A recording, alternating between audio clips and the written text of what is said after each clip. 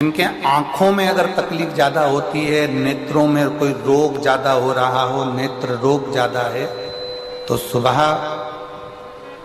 बाबा के मंदिर में जब आप जाते हैं शिव जी को जल चढ़ाने के लिए, तो यो शिव जी का जो शिवलिंग होता है और जो जलाधारी होती है, उस जलाधारी के सामने से जहां जल बहता है वहां पर अपनी हथेली को लगाकर, ऐसे अपने हाथ की हथेली को लगाकर कुंदकेश्वर महादेव के नाम से उन आंखों पर उसको थोड़ी देर लगाना चाहिए। शिव जी को जल चढ़ाने के बाद हथेली को, जहां से पानी बहता है नीचे की ओर, वहां अपनी हथेली लगाओ, हाथ लगाकर उस हाथ को अपनी आंखों पर थोड़ा थोड़ा देर लगाना प्रारंभ करिए। धीरे धीरे कुंदकेश्वर महादेव का नाम लेते रहो। नेत्रों का कैसा भी तकलीफ होगी वो धीरे धीरे ठीक होना प्रारंभ होती जाएगी, नेत्र काम करना प्रारंभ। कुंदकेश्वर महादेव का नाम लो। भगवान शिव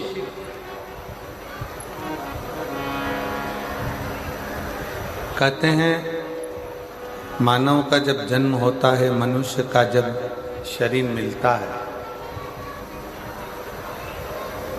मानव का जब शरीर प्राप्त होता है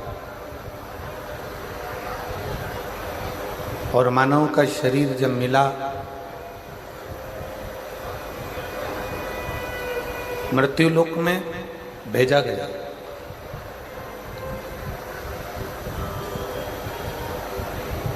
मछली का जन्म हुआ तो जल से पूछा कि ये मछली तुम्हारे पानी में रहेगी, तुम्हें कोई दिक्कत तो नहीं?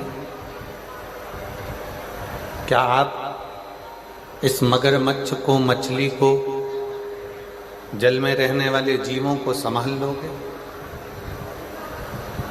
जल ने कहा कि हम बैठे हैं, जब तक जल में रहने वाली मछली, मगरमच्छ, जल के जीव जब तक जल में हैं तब तक वो सुरक्षित है, उनका बाल बांका नहीं होने देंगे हम।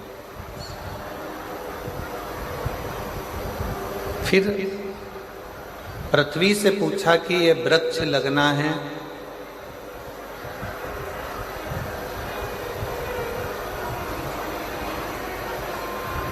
इन वृक्षों को लगाना है, क्या इन वृक्षों को आप संभाल लोगे? पृथ्वी ने कहा कि तुम चिंता मत करो, इन वृक्षों को जन्म दीजिए।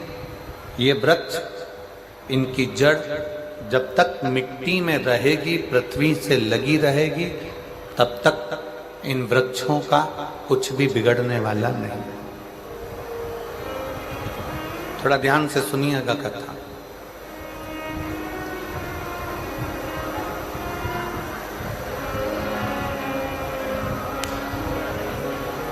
जल भगवान ने कहा, पानी ने कहा, जल नारायण ने कहा कि जब तक जल में रहने वाला जीव, मछली, मगरमच्छ, जल में रहने वाला कीट पतंगा जब तक जल में है तब तक उसका बाल बांका नहीं होगा। जल से निकला फिर भले वो मर गया,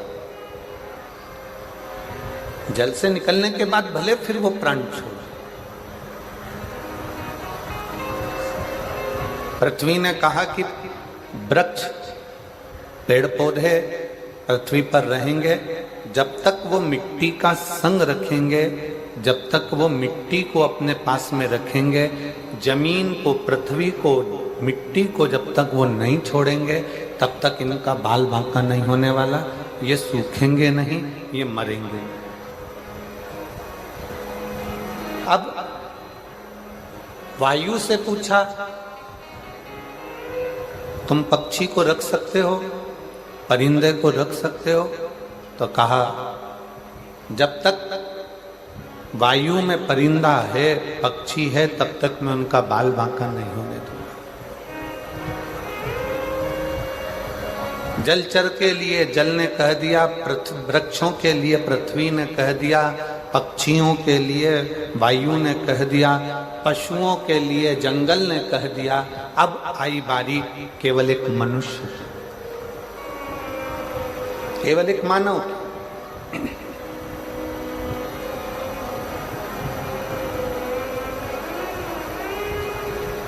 और मानव को देखकर स्वयं देवताओं ने पूछा ब्रह्मा जी से कि इन मनुष्य को कौन रखेगा, इनको कौन साधेगा। ब्रह्मा जी से पूछा क्या तुम इन मनुष्यों को, इन मानवों को साध सकते हो?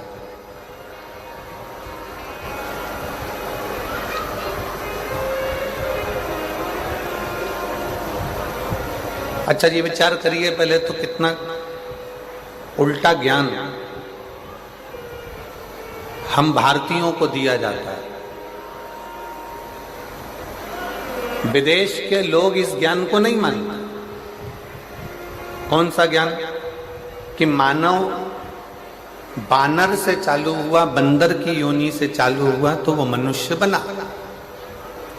बानर से उसकी जिंदगी चालू हुई, पहले मनुष्य बंदर था, बंदर से ऐसा बना, बंदर से वैसा बना, बंदर से फिर वो मानव बना।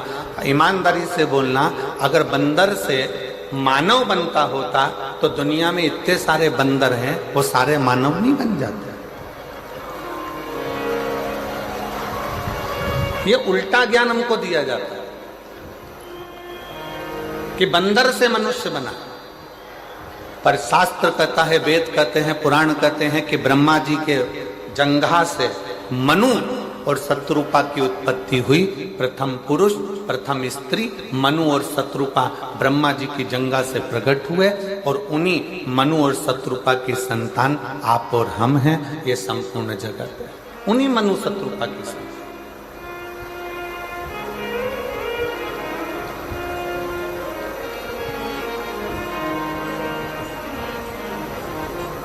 और ज्ञान क्या दिया गया, कहा क्या गया कि आप और हम बानर से पैदा हुए, बंदर की योनि थी, बंदर से मनुष्य बनते चले गए, मानव बनते चले गए। अरे भाई, अगर बानर से मानव बने होते तो इतने बंदर संसार में ना रहते, फिर वो भी मानव बन जाते। केवल सनातन धर्म की लेखनी को दबाने के लिए लोगों ने अपनी लेखनी को प्रकट किया।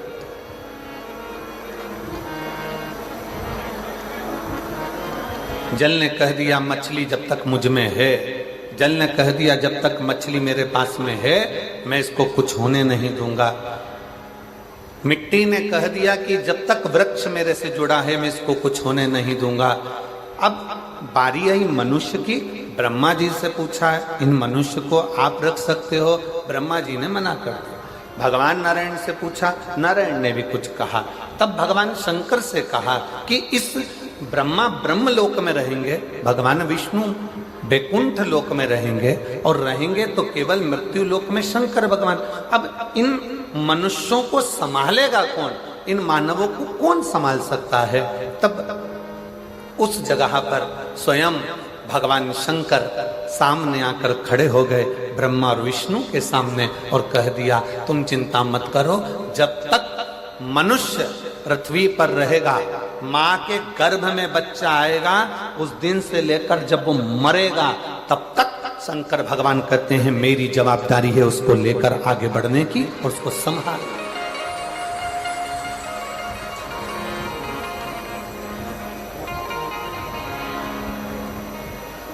शिव कह रहे हैं कि ये मेरी जवाबदारी है, शंकर भगवान कह रहे हैं ये मेरी जवाबदारी, उसको आगे बढ़ाना। बस एक निवेदन है कि शंकर भगवान ने जैसे कहा कि आगे बढ़ाने की जवाबदारी मेरी है, पृथ्वी पर बच्चा जन्म लेगा, माँ के गर्भ में जब से बच्चा आएगा और जब तक वो मरेगा, मरने तक की जवाबदारी मेरी है। जन्म नहीं हुआ उससे पहले मैं माँ के स्तनों में दूध दे दूंगा, उसके भरण पोषण की व्यवस्था में कर दूंगा। सारी व्यवस्था करने के बाद अंत समय में भी अगर उसको कोई अग्नि नहीं देगा, अंत समय में भी उसको कोई लकड़ी नहीं देगा, अंत समय में भी अगर उसके प्राण छूटने के बाद उसको कोई अग्नि नहीं देगा, लकड़ी नहीं देगा, उसकी चिता को यदि कोई आग ना लगाएगा, तो यहाँ शास्त्र कहता है शंकर भगवान ने कहा कि उसके जन्म से लेकर मरण तक की व्यवस्था मेरी रहेगी। जो एक लोटा जल चढ़ाएगा, शिव जी कहते हैं वो मेरा खुद का हो जाएगा, मेरा अपना का, मेरा स्वयं का।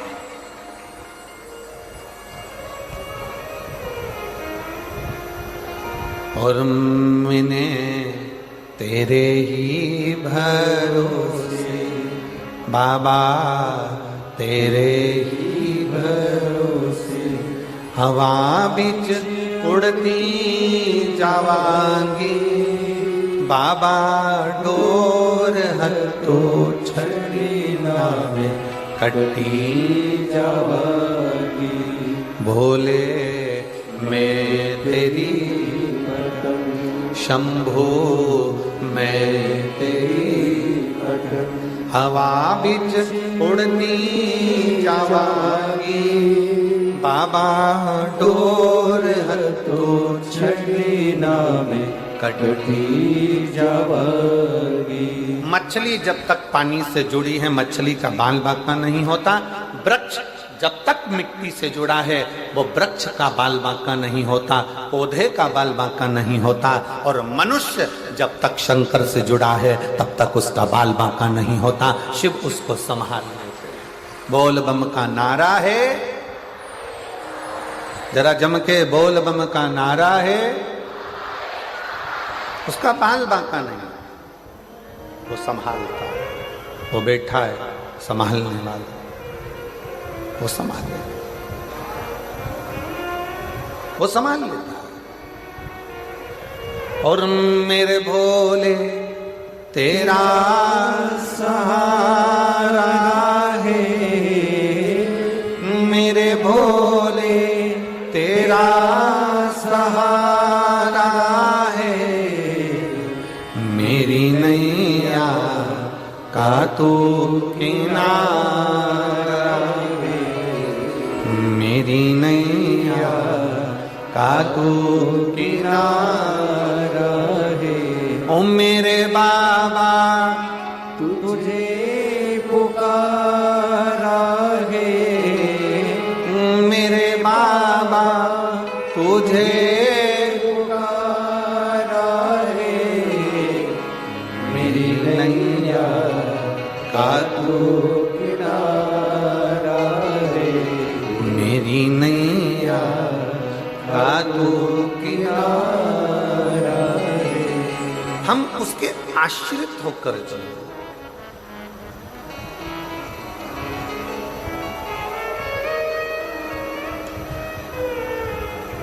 संसार के आश्रित हो गए ना तो लोग ठोकर मार देंगे।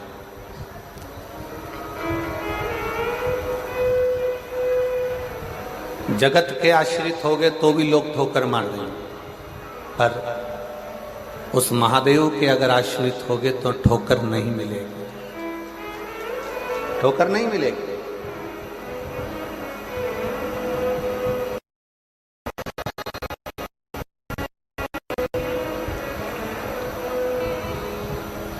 हमसे कई लोग पूछते हैं कि गुरुजी सारे प्रदेशों में छत्तीसगढ़ का इतना विकास कैसे होते जा रहा है? अभी की स्थिति में अगर देखा जाए तो छत्तीसगढ़ एक ऐसा प्रदेश बनता जा रहा है जिसका उन्नति होती चली जा रही है, जिसकी उन्नति होती चली। कारण क्या है? क्या कारण है? हमने एक ही बात उनको कही, छत्तीसगढ़िया सबले बढ़िया। छत्तीसगढ़ का जो रहवासी है, छत्तीसगढ़ में निवास करने वाला जो एक मनुष्य है, जो छत्तीसगढ़ का रहने वाला है, ओरिजिनल छत्तीसगढ़िया है, वो दिल से भगवान का भजन करता है, दिखावा नहीं करता है।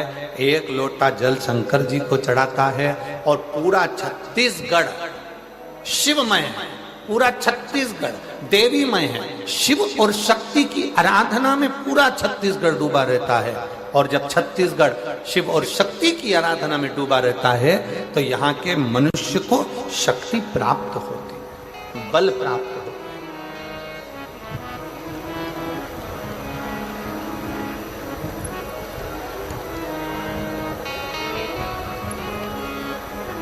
एक बात कहना चाहेंगे, आप लोगों के स्मरण में हो, दूसरे प्रदेशों में छोटे छोटे गांवों को छोड़कर गांव में रहने वाले ग्रामीण शहर जाकर अपना मकान बना रहे हैं और वहां रहने की तैयारी कर रहे हैं। पर छत्तीसगढ़ का किसान, छत्तीसगढ़ का खेती करने वाला एक ग्रामीण, छत्तीसगढ़ में गांव में रहने वाला एक किसान जो धान की फसल लेता है, जो धान बोता है, वो अपना गांव नहीं छोड़ना चाहता, क्योंकि उसको मालूम है ये धान का कटोरा है और यही हमारा भरण पोषण का स्थान है। यही है।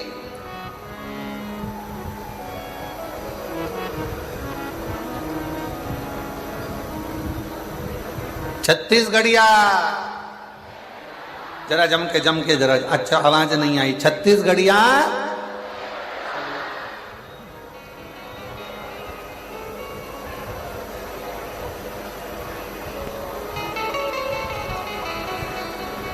जल मछली से कहता है तुम मुझे मत छोड़ना, मैं तुम्हारा साथ निभाऊंगा, साथ में। पृथ्वी वृक्ष से कहती है तुम मुझे मत छोड़ना, मैं तुम्हारा साथ निभाऊंगा, मैं तुम्हारा साथ निभाऊंगा। और शिव कहते हैं, भगवान देवादिदेव महादेव कहते हैं, भगवान शंकर कहते हैं कि तुम एक लोटा जल चढ़ाना मत छोड़ना, मैं तुम्हारा साथ निभाऊंगा, आखिरी तक निभाऊंगा, आखिरी तक।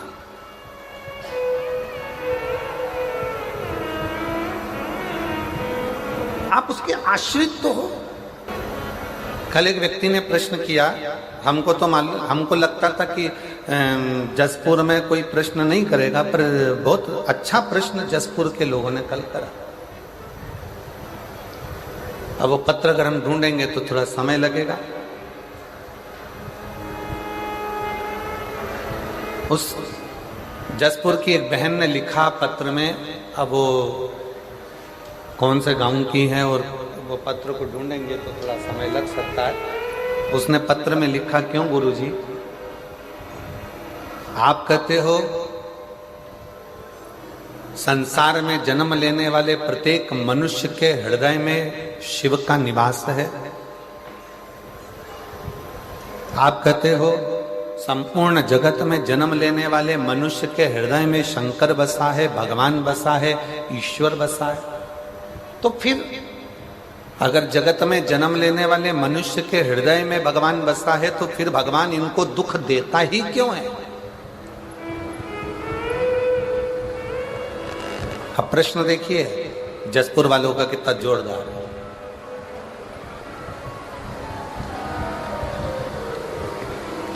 सबके हृदय में, सब में रब समाया है, जित देखो उस रब की ही माया।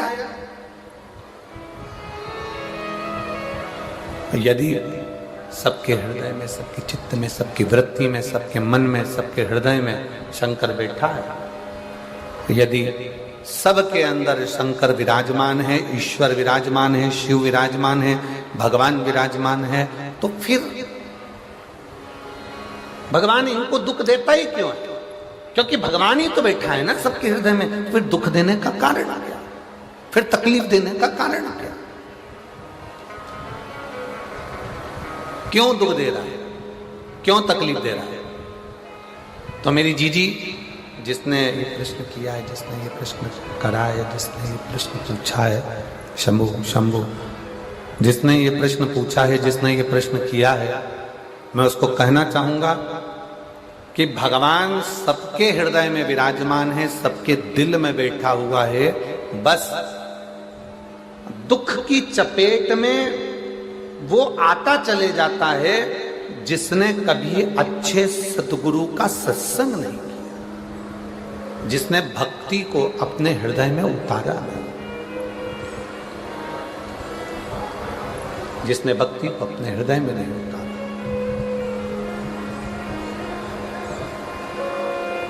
गुरु नानक देव जी ने एक बात कही अपनी वाणी में,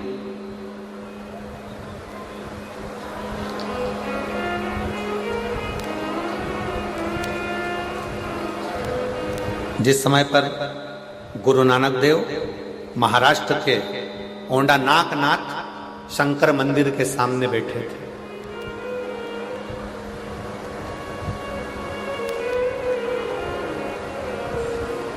जिस समय पर गुरु नानक देव जी ओंडा नागनाथ महाराष्ट्र के शिव मंदिर की साक्षी में बैठे हुए थे, तो वहां पर उन्होंने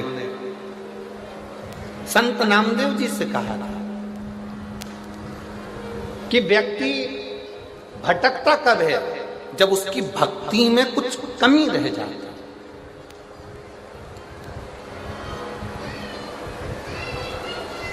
जब उसके विश्वास में कमी रह जाती, उसके भरोसे में कमी रह जाती है।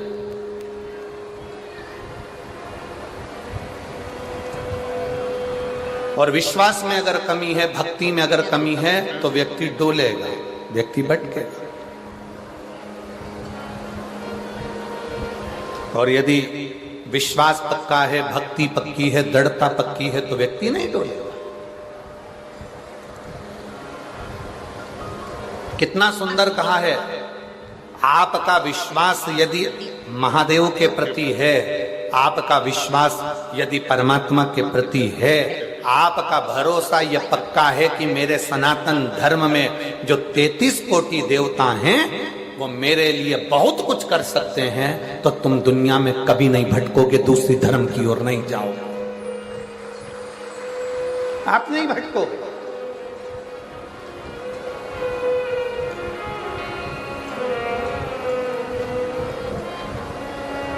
एक कितना सुंदर प्रसंग है।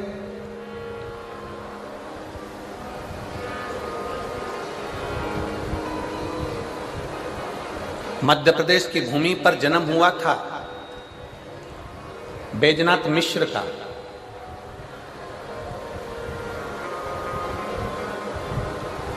मध्य प्रदेश की भूमि पर एक संगीत का हीरा जन्म लिया था बैजनाथ मिश्र, बेजू बावरा।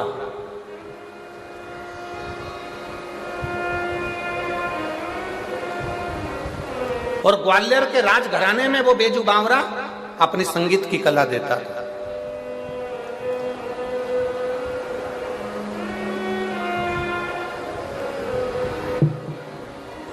अकबर के यहां जो संगीत की कला देता था वो तानसेन था, और ग्वालियर के राजघराने में मानसिंह के उस राज्य में, ग्वालियर के राजघराने में अगर कोई संगीत की सेवा देता था तो वो बेजू बावरा था।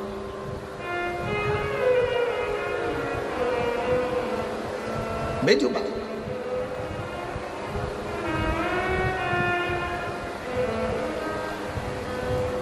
एक दिन अकबर को मालूम पड़ा कि ग्वालियर के राजघराने में मानसिंह की उस राज सिंहासन के सामने एक गायक कलाकार बैठता है, एक संगीतकार बैठता है, उसका नाम बेजू बावरा है। बेजू बावरा क्यों? किस लिए? क्योंकि वो संगीत में इतना डूब गया था, संगीत में इतना डूब गया था, इतना संगीत में डूब गया था कि 24 घंटे वो संगीत की कला से बाहर ही नहीं निकल पाता था। तो लोग ने उसे पागल कहना प्रारंभ कर दिया, बावरा कहना प्रारंभ कर दिया, नहीं तो उसका नाम था बैजनाथ मिश्र।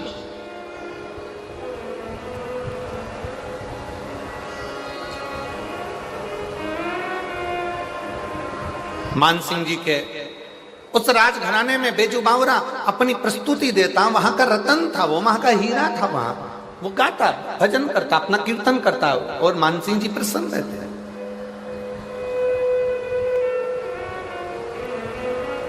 महाराज अकबर को मालूम पड़ा, जरा देखिएगा कितना विचित्र कथा है, बहुत सावधानी से सुनिएगा जरा। ये उनके मुंह पर, ये कथा उनके मुख पर थप्पड़ है जो कहते हैं सनातनी पत्थर की पूजन करते हैं। ये कथा उनके मुख पर थप्पड़ है, जो कहते हैं कि पत्थर की पूजन करते हो तुम हिंदू, तुम सनातनी पत्थर को पूजते हो। बेजू बावरा ने अकबर के राजघराने में जाकर बताया था कि पत्थर की पूजन का प्रमाण किया।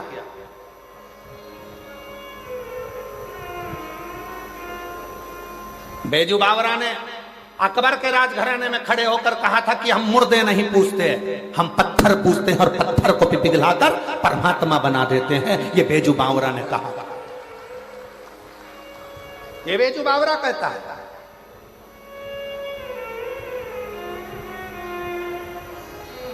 अकबर को मालूम पड़ा, सूचना मिली अकबर को, और अकबर ने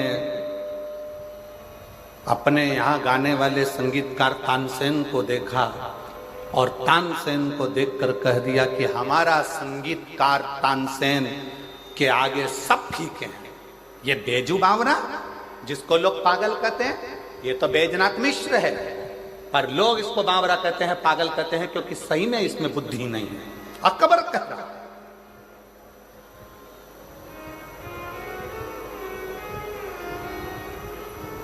अकबर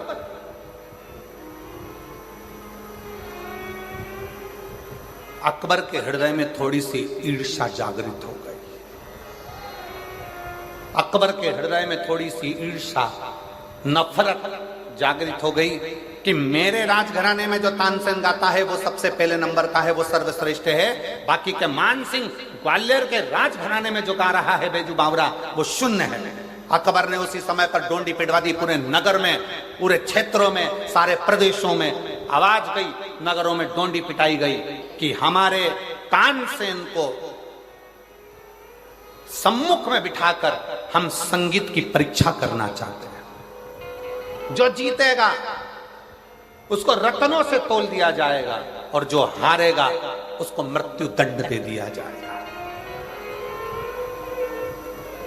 जितने संगीत वाले थे उसमें से कोई संगीत वाला जाने को तैयार नहीं हुआ कि ऐसा रतन किस काम का, अगर हार गए तो मृत्यु दंड, जिंदा रहे तो रतन, तो मतलब क्या? कोई संगीत वाला नहीं गया।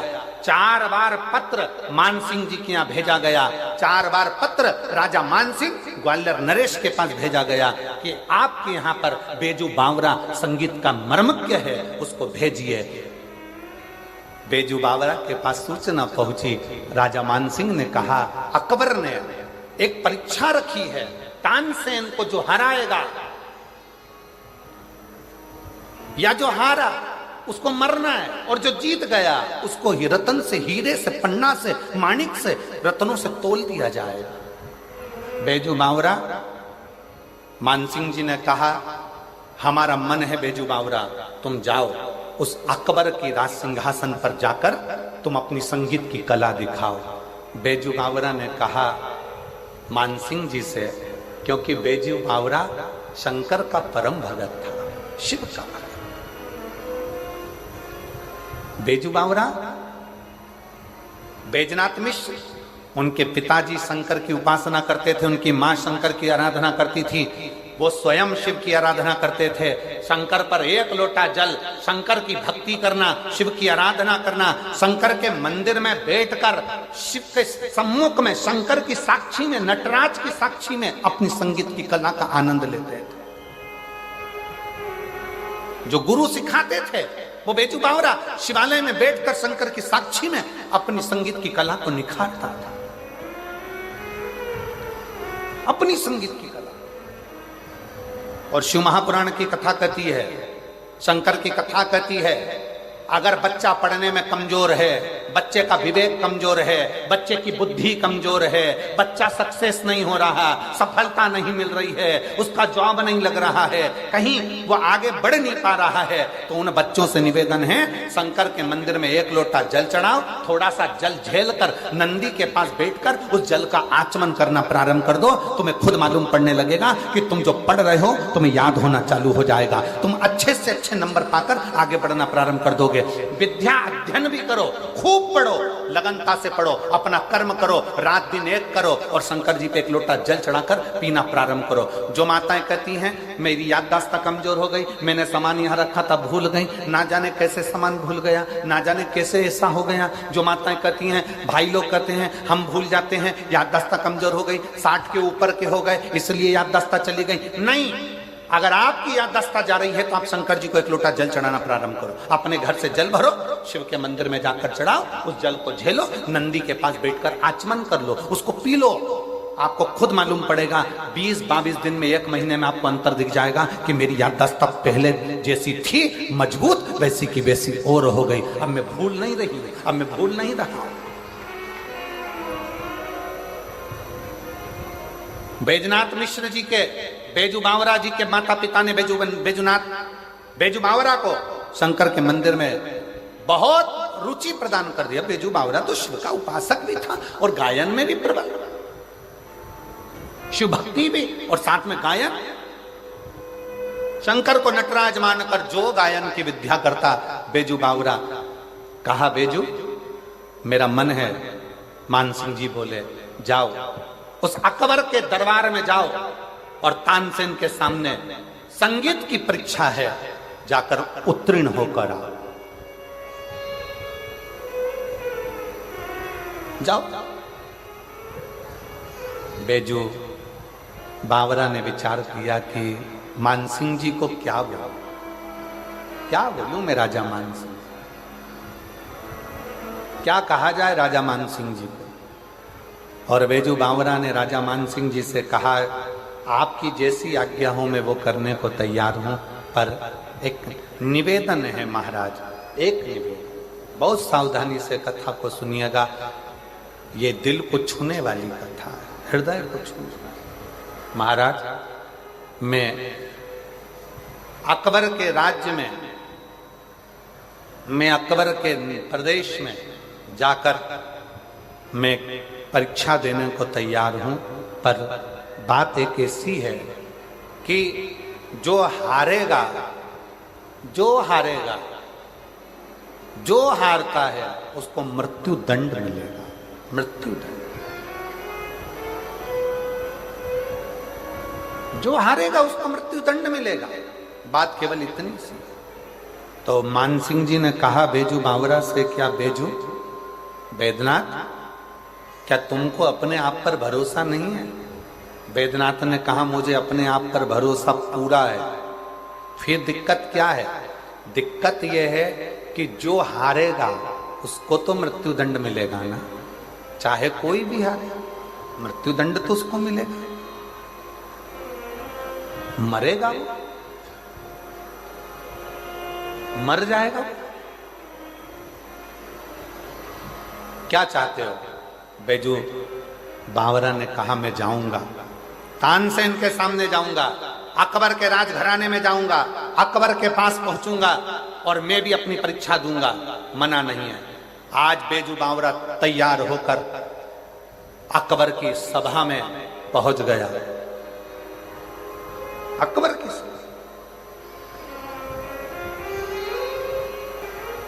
परीक्षा की घड़ी थी। अकबर ने कहा बैजू बावरा से, सुन रहे बैजू बावरा, मैंने सुना है तू मान सिंह जी के यहाँ पर गायन का बहुत बड़ा उस्ताद है, बहुत बड़ा संगीतकार है।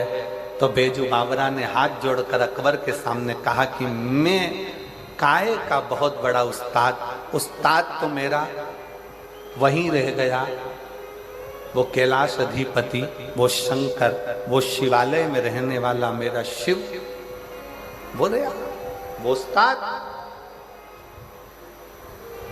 वो उस्ताद। बस मालूम है ना बैजू बावरा, जो हारेगा उसको मृत्यु दंड मिलेगा।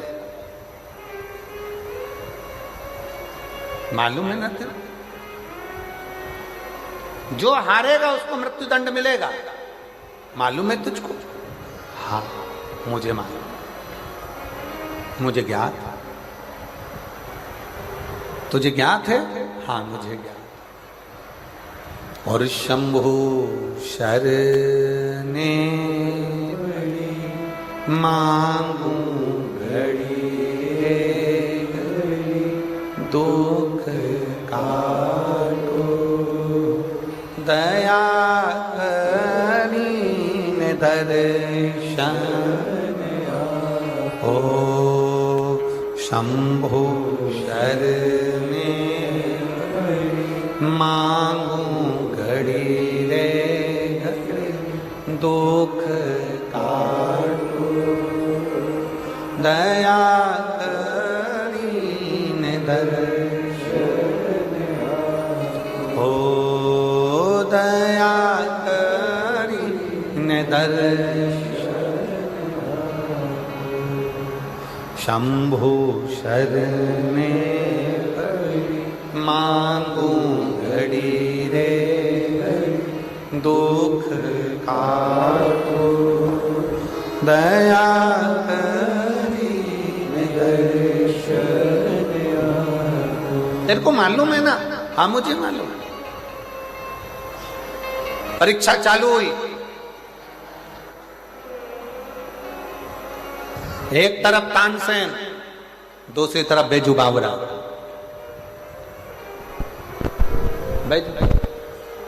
परीक्षा चालू।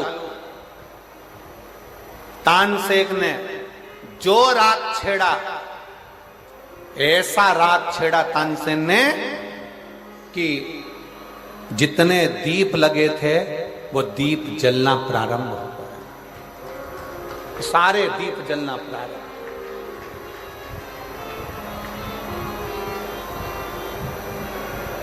सारे अब जो दीप जलना प्रारंभ हुए तो दीप जलते जलते जलते जलते जलते जलते उस दीप को जलते राग में इतना बल था कि जितनी स्त्रियां कपड़े पहने थे, जितने पुरुष कपड़े पहने थे, उनमें भी आग लगना प्रारंभ हो गई। और जैसे ही आग लगना प्रारंभ हुई, तानसेन ने तो लगा दी आग। अब आई बारी बेजू बावरा की। बेजू ने देखा कि सबके कपड़े जल रहे हैं, दीप जल रहे हैं, तो जो दीप जलते हुए देखा तो बेजू ने तुरंत अपनी राग को जो छेड़ा तो जल वृष्टि होने लगी, पानी गिरने लगा। और पानी गिरने लगा तो जितने दीप थे वो बुझने लगे। जो कपड़ों में आग लगी थी वो सारी की सारी बुझने लगी, सारी की सारी।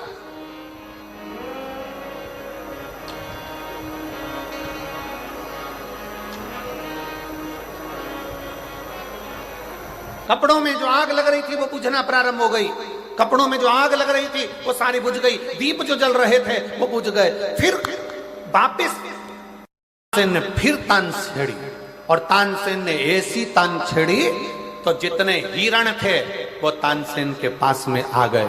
और जैसे हिरण आए, हिरण पास में आते से तानसेन ने एक माला निकालकर हिरण के गले में डाल दी। हिरण उस माला को पहनकर भाग गए। अब बेजू बावरा से कहा गया कि वो माला को वापस बुलाओ। जैसे बेजू बावरा ने अपनी राख छेड़ी, जो गए हुए हिरण थे वो वापस दौड़ कर आ गए और बेजू बावरा ने उनके गले से माला निकालकर अपने पास में रख ली, अपने पास में रख। अकबर देखकर आश्चर्य में पड़ गया। अकबर देखकर आश्चर्य में पड़ गया। और अकबर आश्चर्य में पड़ते से ही अकबर को आ गया गुस्सा, ये तो मेरे तानसेन को हरा रहा है। इतने में अकबर अपने सिंहासन पर बैठकर बेजू बावरा को कहने लगा, अरे बेजू बावरा, तुम हिंदू, तुम सनातनी पत्थर की पूजन करते हो। क्या पत्थर तुम्हारे पूजन करने से, पत्थर क्या तुम्हारे बोलने से पिघल सकता है? क्या पत्थर पिघल सकता है? जैसे ही बेजू बावरा को कहा, जैसे ही कहा, और बेजू बावरा ने राग मालकोस राग को जो गाया, जो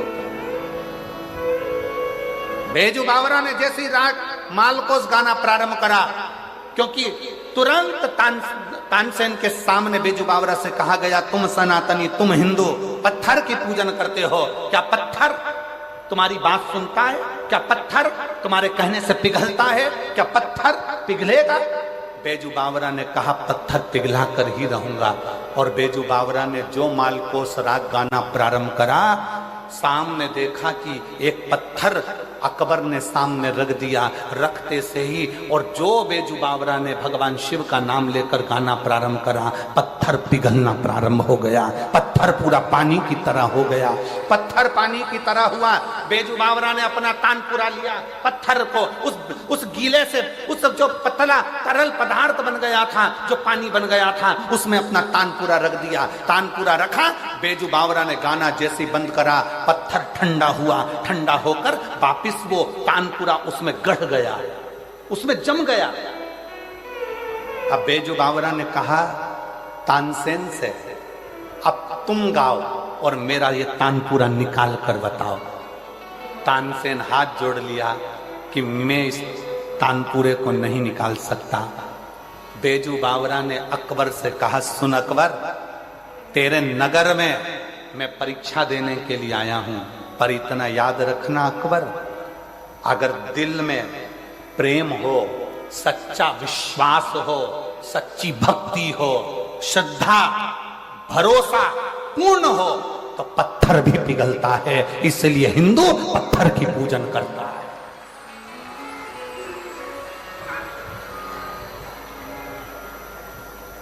पुकारने वाला अगर हो, दिल से अगर पुकारा जाए, प्रेम से अगर पुकारा जाए, श्रद्धा से अगर पुकारा जाए, तो पत्थर भी पिघलता है।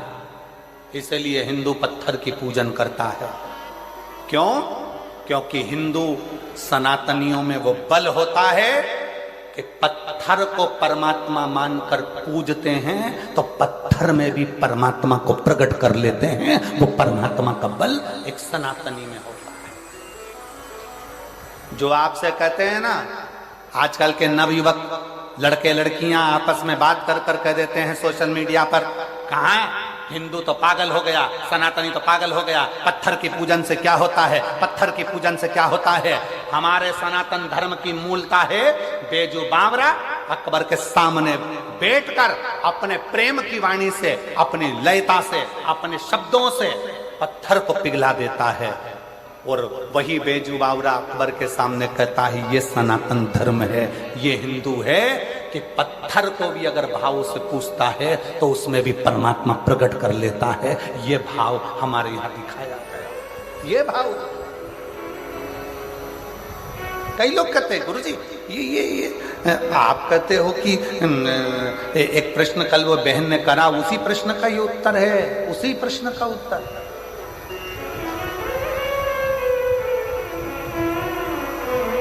कि सबके हृदय में शिव है, सबके हृदय में भगवान है, तो फिर भगवान दुख क्यों देता है? क्योंकि हमारी भक्ति हम प्रकट नहीं कर पाते, हमारा विश्वास हम प्रकट नहीं कर पाते, हमारी श्रद्धा हम प्रकट नहीं कर पाते। भगवान तुम्हारे छल से कभी प्रसन्न नहीं हुआ, भगवान तुम्हारे दिखावे से कभी प्रसन्न नहीं हुआ, भगवान तुम्हारे कपट से कभी प्रसन्न नहीं हुआ। तुमने बहुत सारा अपने शरीर को मालूम पड़े चंदन लगा लिया, खूब अपने खूब सारा बाल बढ़ा लिया, खूब सारा वस्त्र भी पहन लिया, खूब आडंबर भी कर लिया, और सोचो कि परमात्मा तुम्हारे सामने प्रकट हो जाए। परमात्मा प्रकट नहीं होता। परमात्मा को प्रकट करने के लिए निर्मल मन सो मोहि पावा, मोहि छल छिद्र कपट ना भावा। तुम्हारा नूतन मन होगा, हृदय होगा, तो परमात्मा प्रकट हो सकता है, प्रकट हो सकता।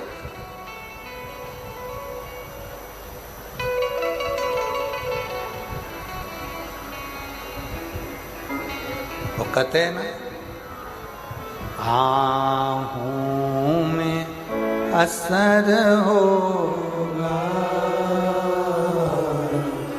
घर बैठे बुला लेंगे,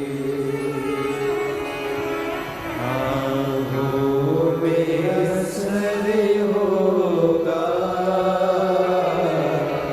घर बैठे बुला तुम रूठे रहो बोले, हम तुम्हें मना लेंगे। मेरी जीजियों, मेरे जीजाओं, मेरी बेटियों, मेरे बेटाओं, मेरी माताओं, मेरे भाई, मेरी बहन, मेरे बांधव, अपने हृदय में एक बात संजो कर रखना। तुमसे लोग कहें कि एक लोटा जल चढ़ाने से होगा क्या, एक लोटा जल शंकर के मंदिर में चढ़ाने से होगा क्या? क्या होगा? आप एक बार एक लोटा जल लेकर शंकर के मंदिर में विश्वास लेकर जाओ। वो लोटा का जल नहीं है, वो हमारा विश्वास है कि मेरा दुख मेरा महादेव काटेगा। वो एक लोटा जल नहीं है, वो हमारी सच्ची श्रद्धा है कि मेरा भोलेनाथ मेरे दुख को काटेगा। वो एक लोटा जल नहीं है, वो आपका शुद्ध भाव है। क्यों? क्योंकि हमारे पास देने के लिए, भगवान को देने के लिए कुछ भी नहीं है, कुछ भी नहीं। हम क्या दे सकते हैं महादेव को? हम क्या प्रदान कर सकते हैं भगवान शंकर को? हम क्या दे सकते हैं भगवान देवादिदेव महादेव को? हमारे पास देने के लिए कुछ भी नहीं। हमारे पास देने के लिए अगर कुछ है, हमारे पास देने के लिए, ये टीवी के कारण हो रहा है, टीवी, हमारे पास देने के लिए अगर कुछ है तो वो केवल श्रद्धा, वो केवल विश्वास, वो केवल भरोसा, वो केवल दृढ़ता। केवल श्रद्धा, केवल विश्वास, केवल दृढ़ता। दुनिया के लोग तुमसे कहें कि एक लोटा जल में क्या होगा, एक लोटा जल क्या है, एक लोटे जल में क्या रखा है, तुम कह देना वो एक लोटा जल नहीं है, वो हमारा विश्वास, वो हमारा भरोसा, वो हमारी दृढ़ता शिव के प्रति है। शिव के शंकर,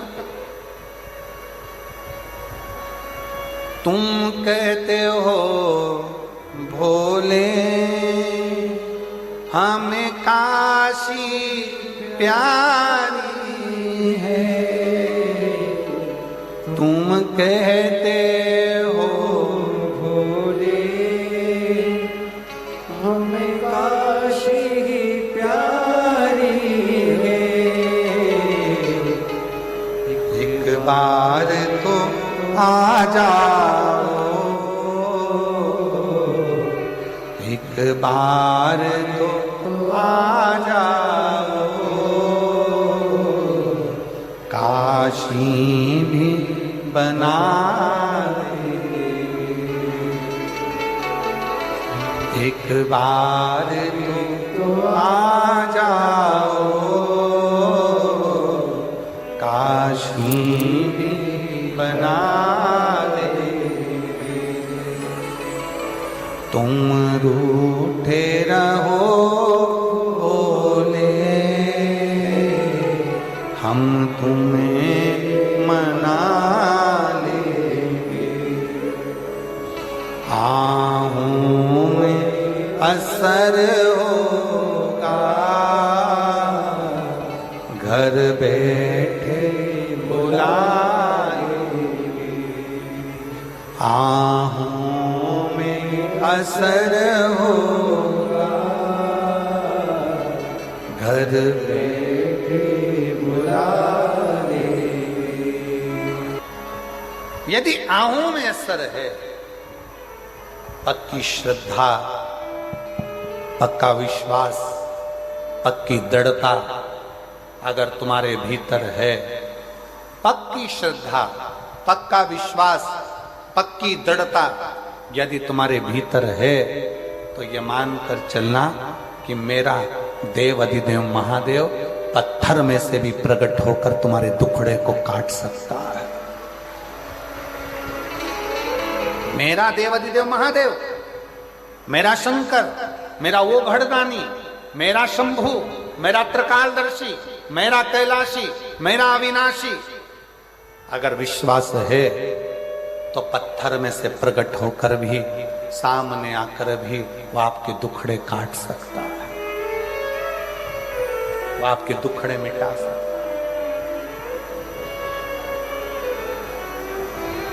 आहों में असर होगा, घर बैठे बुला देंगे। आहों में असर होगा, घर बैठे बुला देंगे। तुम रूठे रहो भोले, हम तुम्हें मना देंगे, तुम रूठे रहो भोले, हम तुम्हें मना देंगे। अगर विश्वास है, यदि भरोसा है और पूर्ण भरोसा, पूर्ण दृढ़ता, पूर्ण विश्वास है, तो पत्थर में से भी परमात्मा प्रकट हो जाता। पत्थर में से, यदि भरोसा है, यदि विश्वास है। आप लाखों की संख्या में आए हो, पंडालों में जगह नहीं है, और ये आपका विश्वास ही कह रहा है कि आपको शंकर पर कितना भरोसा है, तो ये मानकर चलना कि भरोसा टूटेगा नहीं, मेरा भोले बाबा तुम्हारी झोली खुशियों से भरेगा। इसको बंद कर दे या चालू कर दे, इसको बाबा से छोड़ो, तुम्हारा भरोसा टूटेगा नहीं, तुम्हारा विश्वास टूटने वाला नहीं है। उसका पिला गिर रहा है ना उसको, वो विश्वास टूटेगा नहीं, वो भरोसा छूटेगा नहीं। आप उस भरोसे से भगवान को रिझाओ, तो भगवान को रिझाओ, आप उस भरोसे से। और प्रेम जब अनंत हो गया, रोम रोम संत हो गया, प्रेम जब अनंत हो गया, रोम रोम संत हो गया। हमारा विश्वास, हमारी दृढ़ता, हमारा भरोसा जब पूर्ण होगा तो शिव मिलेगा। जिस बेटी ने ये प्रश्न किया था कि गुरुजी सबके भीतर शिव है, सबके अंदर भगवान महादेव समाहित है, सबके भीतर भगवान शंकर विराजमान है, तो फिर दुख क्यों आता है, तकलीफ क्यों आती है, कष्ट क्यों आता है, क्यों इतनी तकलीफें आती, क्यों दुख आता, क्यों कष्ट आता? कहा भक्ति की कमी है, भक्ति की, भक्ति की, भक्ति को दृढ़ी करो। कौन कौन जाता है शिव जी के मंदिर में एक लोटा जल चढ़ाने? हाथ उठाओ जरा। जो जाते हैं शंकर के मंदिर, रखो, बहुत बढ़िया, जाना चाहिए। बैजू बावरा शिव का उपासक जब अपनी भक्ति और दृढ़ता और विश्वास के साथ अकबर के महल में बैठकर गाता है तो पत्थर को पिघला देता है। आप अगर एक लोटा जल महादेव को विश्वास के साथ चढ़ा रहे हैं, भरोसे के साथ चढ़ा रहे हैं, तो ये मानकर चलना कि वो देव अधिदेव महादेव तुम्हारे लिए पिघल जाएगा और एक दिन तुम्हारे दरवाजे पर जरूर आ जाएगा। एक ना एक दिन तुम्हारे दरवाजे पर जरूर पहुंचेगा, वो तुम्हारी चौखट पर जरूर आएगा, जरूर पहुंचेगा, जरूर आएगा। आप दृढ़ता करिए, विश्वास,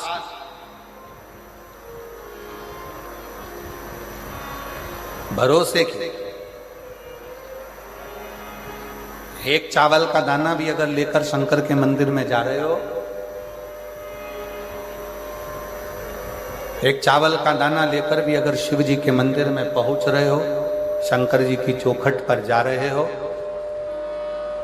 शंकर भगवान के दरवाजे पर जा रहे हो, तो ये विश्वास मानकर जाना कि मेरा शिव मेरे दुख हरने के लिए, वो हमारे यहाँ पहले, इधर छत्तीसगढ़ का तो हमको नहीं मालूम कि क्या नियम है, पर हमारे यहाँ पहले पत्रिका नहीं छपती थी, शादी की पत्रिकाएं हमारे उधर नहीं छपती थी। इधर छत्तीसगढ़ का तो नहीं मालूम, पर हमारे उधर पहले शादी की पत्रिका नहीं छपती थी। केवल चावल को पीला करा जाता था और पीला चावल दिया जाता था और निमंत्रण उस पीले चावल से हो जाता है।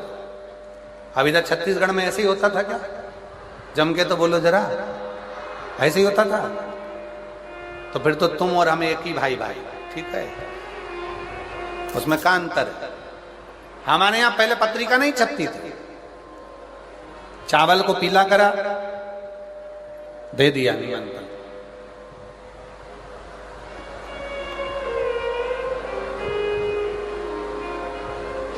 और चावल को पीला करके निमंत्रण दिया जाता था, और निमंत्रण दिया तो जिसके यहां पर निमंत्रण जाता था वो आता था।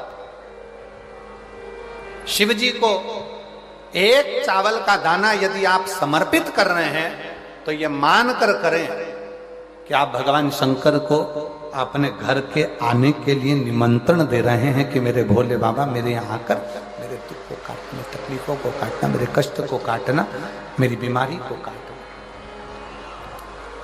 आप निमंत्रण दे। बोल बम का नारा है, बाबा एक, सारा जरा जम के बोलो, बोल बम का नारा है, सारी समस्या का हल। कोई लेट बनता है, कोई जल्दी बनता है, शिव को जल चढ़ाने वाला एक दिन से जरूर बनता है। शिव शिव है, शंकर शंकर।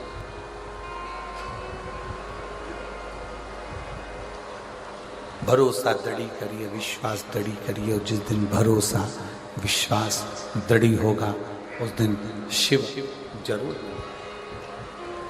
आहों में असर होगा, घर बैठे बुला लेंगे। आहों में असर होगा, घर बैठे बुला लेंगे। तुम कहते हो भोले हमें गंगा प्यारी है, तुम कहते हो भोले हमें गंगा प्यारी है, तुम कहते हो भोले हमें गंगा प्यारी है, तुम कहते हो भोले। प्रेशर बढ़ाओ दूर का, प्रेशर। गंगा प्यारी है, एक बार तो आ जाओ, गंगा से मिला देंगे। शंकर का चरित्र कह रहा, शिव महापुराण की कथा कर रहा। विश्वास है तो शिव है। जैसे अभी माननीय मुख्यमंत्री जी ने अपनी वाणी में कहा, शब्दों में कहा कि मदेश्वर नाथ जी का ये जो शिवलिंग है, जब हमारे क्षेत्र के लोगों को कोई तकलीफ होती है तो वो यहाँ आकर बाबा को अपने हृदय की बात कहकर जाते हैं।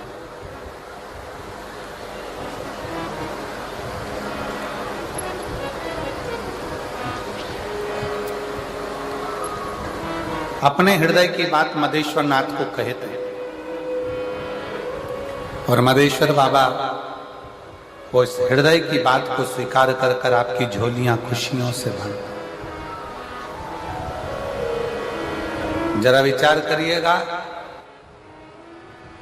कथा कहां बैठकर सुन रहे हो? मदेश्वर बाबा के चरणों में। और विश्वास के साथ अगर श्रवण करिए, भरोसे के साथ। यहां आए हो, सेवा कर रहे हो, कोई किसी रूप में सेवा कर रहा है, कोई पानी पिला रहा है, कोई अन्य रूप में सेवा कर रहा है, कोई किसी रूप में सेवा कर रहा है। अपने अपने क्रम में सब लगे हुए हो, वो सेवा का फल खाली नहीं जाता।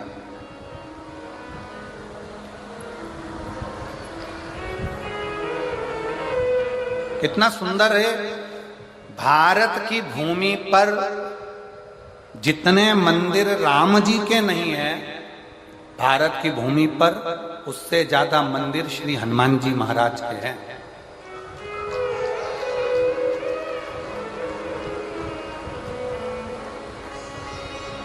भारत की भूमि पर जितने मंदिर राम जी के नहीं है, गांव गांव में भले राम जी का मंदिर नहीं होगा, पर भारत की भूमि पर सबसे ज्यादा मंदिर श्री हनुमान जी महाराज के हैं। कारण, ऐसा कौन सा कारण है कि जितने राम जी के मंदिर नहीं, उससे ज्यादा हनुमान जी के मंदिर? उसका एक कारण है, हनुमान जी ने राम जी की सेवा इतनी करी कि पूरे भारत की भूमि पर, पूरी जगत में, पूरी दुनिया में सेवा हनुमान जी ने राम जी की इतनी करी कि आज भारत की भूमि पर वो सेवा पूजा रही है। राम जी से ज्यादा हनुमान जी के मंदिर बने और हनुमान जी की सेवा लोग कर रहे हैं। सेवा,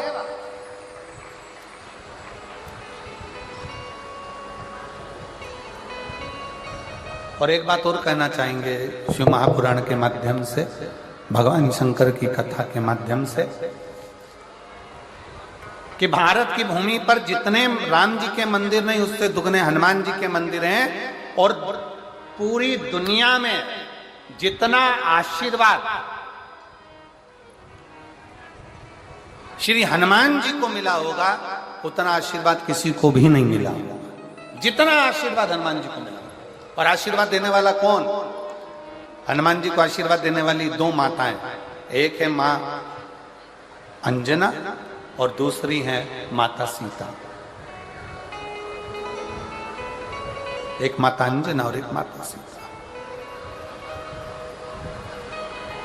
सीता मैया ने तो हनुमान जी को इतना आशीर्वाद दिया कि अजर हो जाओ, अमर हो जाओ, तुम मेरे पुत्र कहलाओगे,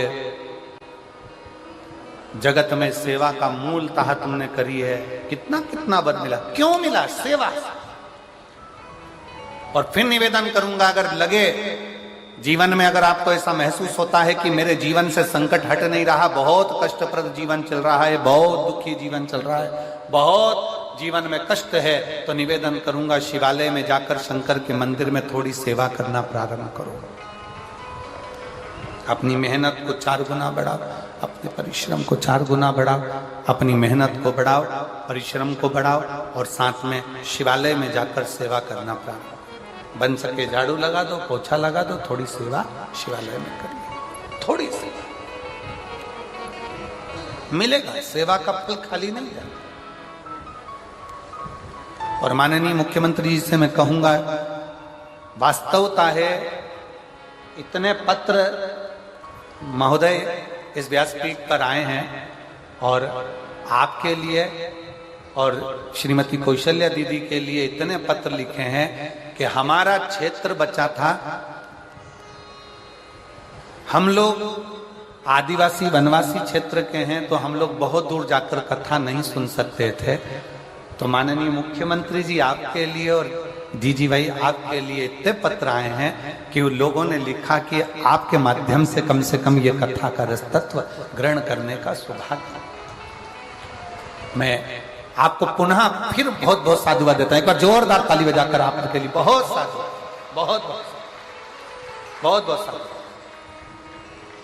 कि क्षेत्रवासियों, जैसा आपने कहा अपनी वाणी में कि क्षेत्रवासियों का मन था शिव पुराण कथा का कि शिव की कथा हो। और हम कहेंगे माननीय मुख्यमंत्री जी से, जब हम यहाँ आए थे तो यहाँ आने पर हमको कई लोगों ने कहा कि ये बहुत वन क्षेत्र है, मदेश्वर नाथ जहाँ विराजमान है। अभी जैसे आपने कहा कि यहाँ रास्ता भी बड़ा विचित्र है, वन क्षेत्र है। और जब हम यहाँ आए तो लोगों ने कहा कि इतने वीराने में, इतने वीरान में, इतने जंगल में और इतने वीरान में कथा श्रवण करने के लिए कैसे लोग आएंगे, जहाँ से रेलवे स्टेशन भी बहुत दूर है, 150-200 किलोमीटर पड़ता है, जहाँ से बस अड्डे भी बहुत दूर पड़ते हैं। तो इस वीरान जंगल में कैसे लोग कथा श्रवण करने के लिए आएंगे। पर हमने उनसे एक ही बात कही थी, जिन्होंने हमसे कहा, हमने कहा कथा सुनने वाले माधेश्वर नाथ हैं, कथा करवाने वाले मधेश्वर नाथ हैं, और कथा का जजमान पद भी अगर कोई ग्रहण कर कर बैठे हैं तो वो मधेश्वर नाथ हैं। वो स्वयं करा रहे हैं, स्वयं कर रहे हैं और स्वयं कराने वाले, कोई दूसरा। हर हर, जरा दमदारी से दोनों हाथ उठाकर हर हर, वो स्वयं करा रहा है, स्वयं।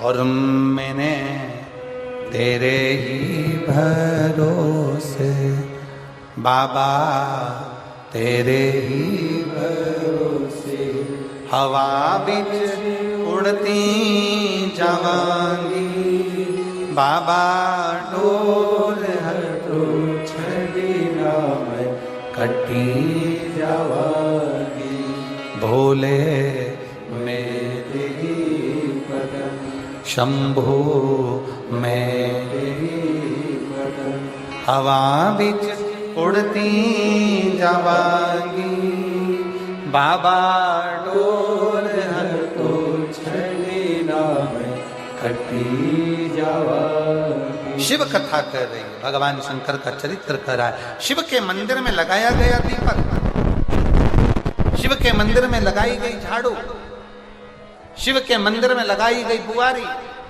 शंकर के मंदिर में लगाया गया पोछा, शंकर के मंदिर में करी गई सेवा खाली नहीं जाती, उस सेवा का फल मिलता जाता। सेवा शिव है, शंकर शंकर है। एक चोर चोरी करने के लिए शंकर के मंदिर में चले जाता है, शिवालय में ध्यान नहीं देता, अर्चना करने वाला नहीं है, चोरी करने वाला है, आराधना करने वाला नहीं, चोरी करने वाला। और अंधेरा हो रहा है, कुछ भी नहीं दिख रहा, अपने तन का कपड़ा उतार कर दीप से लगाकर, तन के कपड़े को दिए से जलाकर, तन के कपड़े को दीप लगाकर और तन के कपड़े को आग लगाकर चारों तरफ से देख रहा है कि यहाँ चोरी का सामान क्या है, चोरी का सामान नहीं देखा। फिर उसने आग लगाकर फिर देखा, चोरी का सामान क्या है, नहीं निकला। आखिरी में शंकर भगवान प्रकट होकर, शिव, और भगवान शंकर ने कहा, आज मेरे मंदिर में शिवरात्रि के दिन तूने दीप लगाया, प्रकाश कर, मेरे शिवालय में तूने प्रकाश कराया, मैं तुझे वर देता हूं, कुबेर के सिंहासन पर तू बैठेगा। अब जरा विचार करिएगा कि एक कुबेर के सिंहासन पर से कुबेर जी को नीचे उतारकर चोर को कुबेर बना दिया, वो देवाधिदेव महादेव है, वो देवाधिदेव महादेव है। देवता देने से पहले विचार करते हैं कि इसको कितना देना है, देवता देने से पहले विचार करते हैं इसको कितना प्रदान करना है, देवता देने से पहले विचार करते हैं इसको ज्यादा देना है, कम देना है, कितना देना है, कब देना है, देवता विचार करते हैं। पर एक देवाधिदेव महादेव केवल ऐसे हैं जो उनके मंदिर के सामने से, शंकर के शिवालय के सामने से भी अगर मुस्कुरा कर निकल जाता है तो मेरा शंकर उसकी झोलियां खुशियों से भर देता, खुशियों से।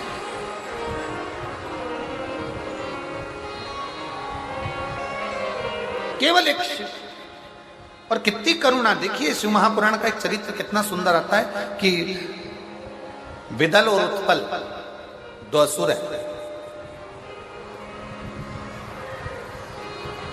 विदल और उत्पल दो असुर हैं, दोनों की वृत्ति बेकार, पर उसमें से एक कहीं ना कहीं उसके हृदय में श्रद्धा और विश्वास है।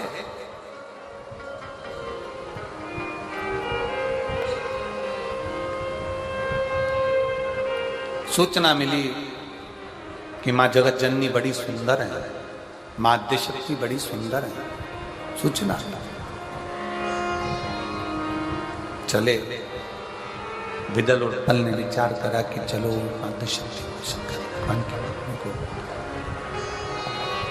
विदल और उत्पल ने विचार करा कि चलो हमने सुना है कि वो जगदम्बा, वो पार्वती बड़ी सुंदर है, उसको लेकर आते हैं।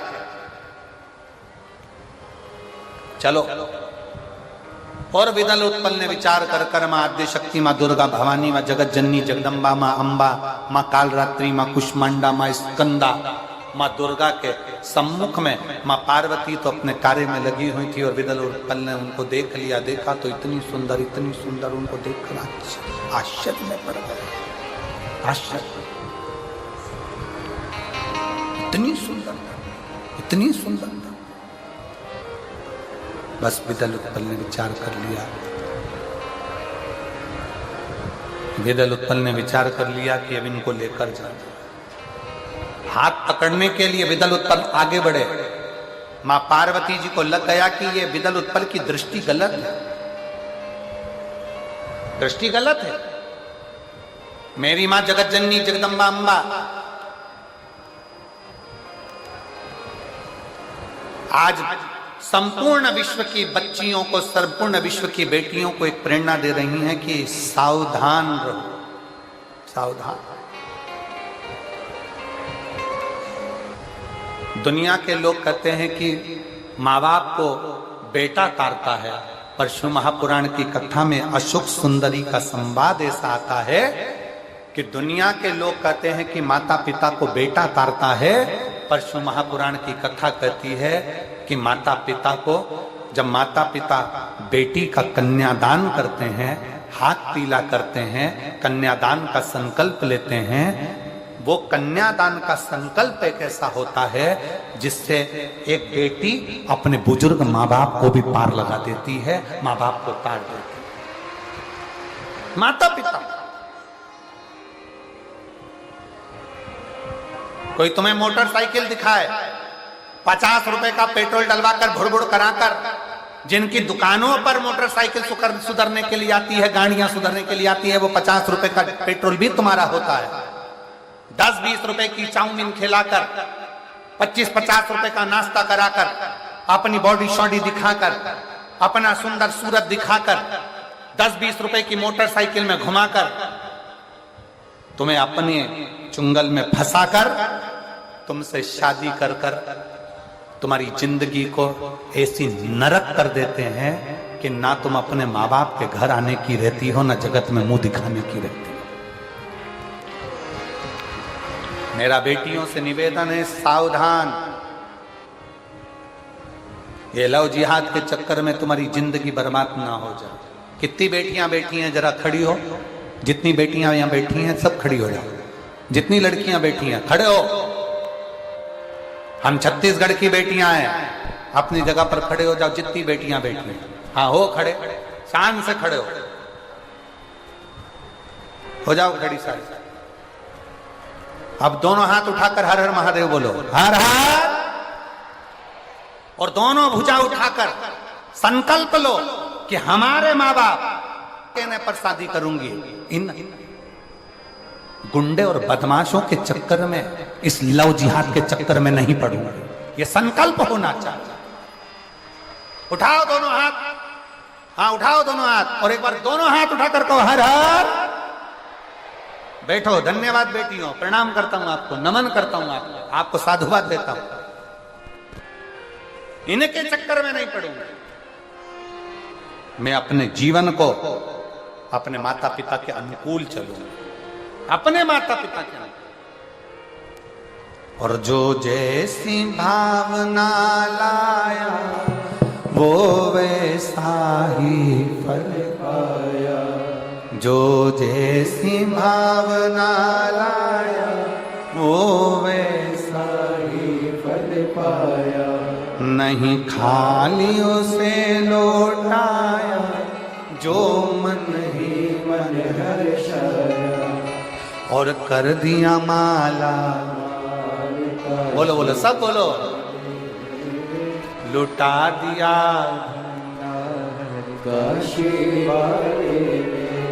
कर दिया माला लुटा दिया भंडार।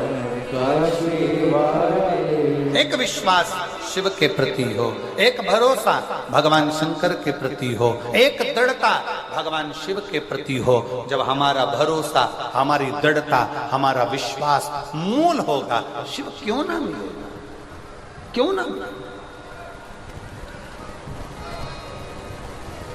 क्या नहीं देता शिव?